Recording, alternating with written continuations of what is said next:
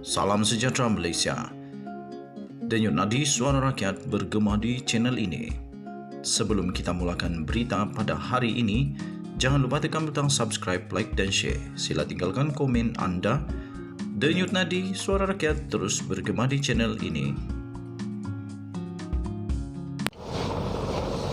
Salam sejahtera Malaysia.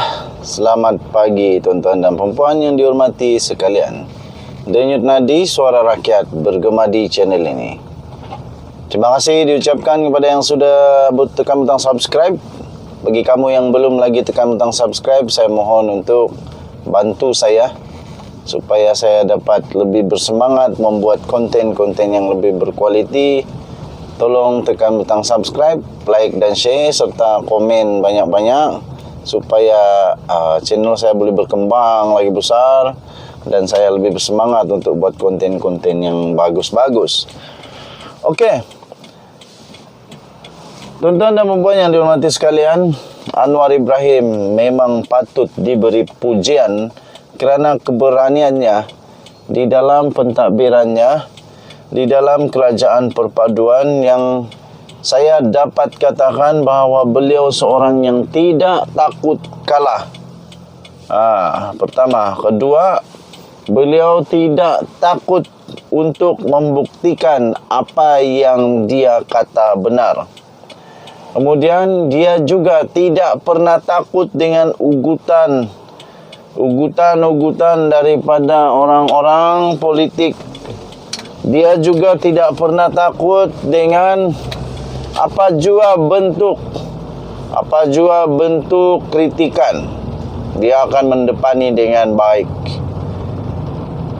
Walaupun ramai orang duk kata dia tak ada sokongan dan sebagainya, tetapi kita dapat meyakinkan diri sendiri bahawa Datuk Seri Anwar Ibrahim ada sokongan yang memang sudah cukup.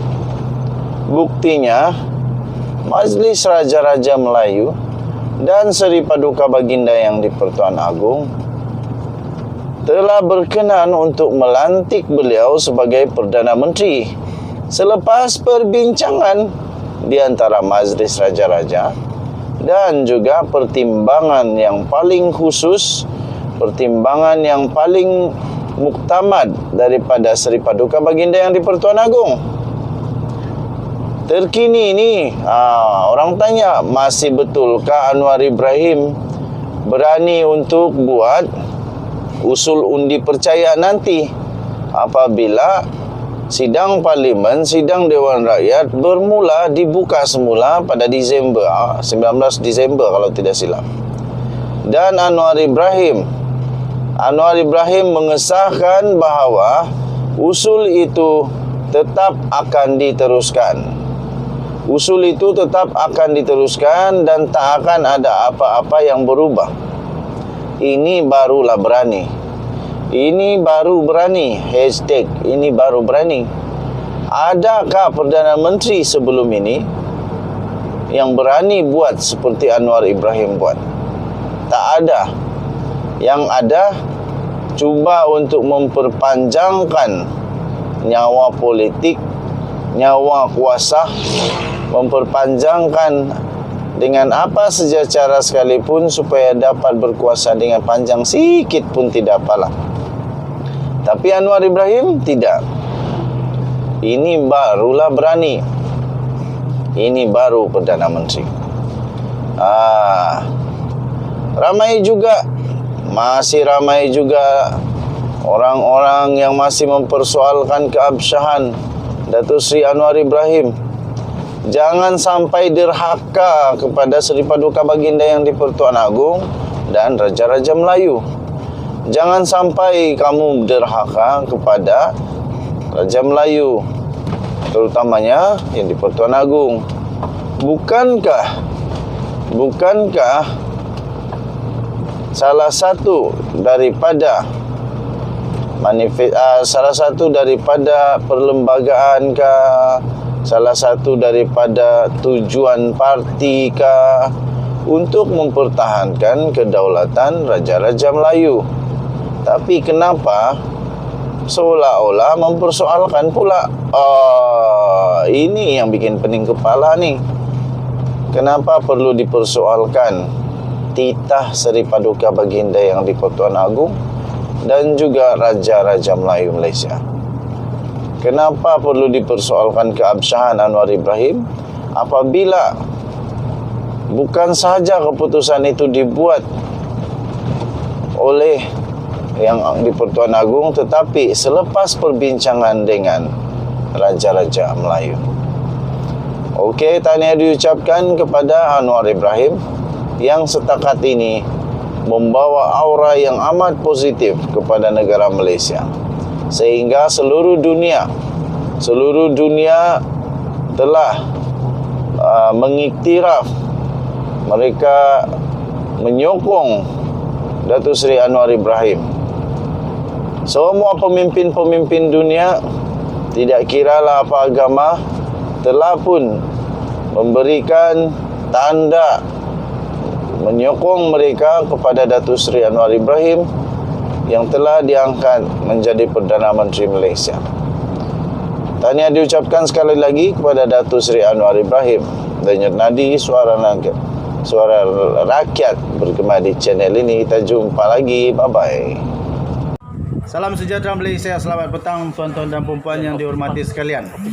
Denyut nadi suara rakyat terus bergema di channel ini. Okey, ada berita-berita yang sangat penting yang kita perlu tahu, baru saja diumumkan ya. Rupa-rupanya tuan-tuan dan puan-puan, ada senarai panas. Apa yang panasnya? Sebelum saya nyatakan, tolong tekan butang subscribe, like dan share. Kamu yang belum tekan subscribe, sapa karaib, kasih tekanlah. Apa yang terjadi? Ada satu senarai rahsia rupa-rupanya orang-orang UMNO yang mungkin tidak akan diterima sebagai menteri. Of course lah kan. Sebab kenapa? Datuk Seri Anwar Ibrahim, Perdana Menteri Malaysia, sudah menyatakan syarat-syarat dia. Sudah menyatakan dia punya garis panduan bagaimana orang-orang yang boleh jadi Perdana Menteri. Nama pertama pada pendapat saya yang akan dibuang daripada senarai 100 juta peratus, Zahid Hamidi. Kenapa? Senang saja. Sebab Zahid Hamidi memang sah-sah, dia ada kes mahkamah. Saya tidak pikir Datuk Seri Anwar Ibrahim ada tekanan untuk mau letak Zahid Hamidi yang ada kes mahkamah untuk jadi menteri, apalagi timbalan Perdana Menteri. Nombor satu. Nombor dua, saya pikir Ahmad Maslan pun tidak akan jadi menteri lah. Kenapa? Sebab saya nampak Ahmad Maslan nih, ini pendapat pribadi saja, Ahmad Maslan tidak ada aura untuk menjadi menteri lah. Tidak ada aura menjadi menteri. Tak tahulah, kalau kamu suka dia atau pulanglah. Tapi pada pendapat saya dia tidak ada aura untuk jadi menteri. Seterusnya, yang tidak ada aura untuk jadi menteri, saya pikir di dalam senarai itu, senarai panjang itu, saya pikir yang saya setuju bahawa nama dia itu tidak akan ada dalam senarai itu. Siapa lagi? Kalau bukan, siapa kamu rasa? Kamu bagi tahu dulu. Siapa lagi? Kalau bukan, siapa sudah itu nama dia? Saya lupa sudah. Tapi orangnya yang Tengku Razali Hamzah. Kenapa Tengku Razali Hamzah tidak ada dalam senarai? Sebab dia kalah parlimen lah. Setelah berpuluh tahun dia menang di parlimen Gua Musang, kali ini dia disingkirkan di Gua Musang. Okey, sebelum saya teruskan dengan senarai yang betul-betul itu, kamu jangan lupa untuk tekan butang subscribe, like dan share. Kamu kasih komen banyak-banyak. Siapa kamu rasa yang tidak patut di dalam Menteri Kabinet Anwar Ibrahim? Ataupun siapa yang sepatutnya berada di dalam Kabinet Anwar Ibrahim? Kamu komen banyak-banyak siapa yang kamu setuju dan siapa yang kamu tidak setuju. Okey. Seterusnya yang saya rasa tak perlulah berada di kabinet Anwar Ibrahim. Yang tidak perlu ada di kabinet Anwar Ibrahim ialah pengerusi Presiden MIC. Kenapa? Sebab pun sama, saya tidak rasa dia ada aura menjadi menteri. Tapi kalau Anwar Ibrahim mau lantik juga, lantik tapan, tak kisah. Tapi ini pendapat saya. tidak ada aura untuk jadi menteri. Walaupun begitu, seperti yang kata Anwar Ibrahim, dia kata pelantikan kali ini tidak semestinya ikut hierarki di dalam parti. Pertama, kedua, bagi mereka yang layak saja yang akan dilantik jadi menteri. Ketiga, teknokrat pun akan dilantik di dalam kabinet menteri. Maksudnya tidak semestinya orang itu adalah orang politik. Tidak semestinya dia orang politik barulah dia dilantik sebagai menteri. Jadi akan ada ramai, saya pikir ramai orang akan terkejut dengan kabinet kali ini. Karena apa? Pemimpin-pemimpin besar, contohnya Tok Matasan yang diharap-harap, Hishamuddin Hussein pun saya pikir tidak sesuai di dalam kabinet. Kenapa? Sudah banyak terlampau lah. Dia punya huha-huha lah. Ramai orang masih mempersoalkan dia karena waktu dia jadi Menteri Pertahanan banyak benda-benda yang gaib, banyak benda-benda yang tidak sampai-sampai. Sampai kambing pun sudah bertanduk 8, belum sampai-sampai. Kambing pun sudah bertanduk 13, belum lagi siap-siap. Jadi kalau sudah ada begitu, saya pikir kasih rehat dulu lah. Bagi peluang sama orang yang memang pandai mentadbir negara Malaysia. Apa pendapat kamu? Inilah pada saya senarai orang-orang besar UMNO yang tidak tersenarai di dalam Menteri Kabinet Anwar Ibrahim. Dan jumpa lagi. Selamat petang Malaysia. Jangan lupa sekali lagi tekan butang subscribe, like dan share di dalam apa sudah channel dia? JL kamu tekan butang subscribe, like dan share. Kemudian di dalam L something lah. Kamu tekan ini. Tekan dia punya butang subscribe, like dan share. Pastikan kamu kasih share banyak-banyak. Malaysia kita punya, cintai Malaysia aku, kita jaga kita. Kita jumpa lagi. Bye bye.